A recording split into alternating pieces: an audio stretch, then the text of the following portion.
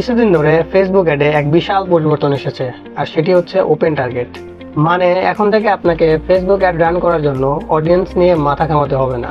আপনার কন্টেন্ট এবং পূর্বের ডেটা অ্যানালাইসিস করে ফেসবুকের এআই তার নিজের মতো করে আপনার টার্গেটেড অডিয়েন্স খুঁজে নেবে। বিষয়টা খুবই সহজ এবং সিম্পল মনে হলেও ওপেন টার্গেট সবার জন্যই ভালো রেজাল্ট বয়ে আনতে পারবে না।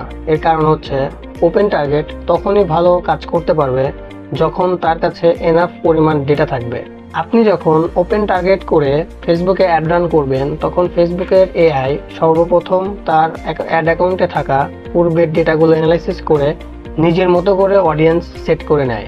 সো আপনার অ্যাড অ্যাকাউন্ট যদি একদমই নতুন হয়, তাহলে ওই অ্যাকাউন্টে এত পরিমাণ ডেটা নাই যেটা ফেসবুকের এআই অ্যানালাইসিস করে তার অডিয়েন্স খুঁজে বের করতে পারবে, যার ফলে আপনার বাজেটে দেওয়া ডলার ঠিকই স্পেন্ড হবে, বাট আশানুরূপ রেজাল্ট আনতে পারবে না।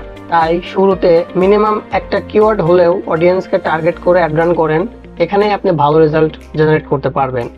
আপনার অ্যাড অ্যাকাউন্ট কিছুদিন পুরাতন হলে মিনিমাম 6 মাস এভাবে অ্যাড রান করেন।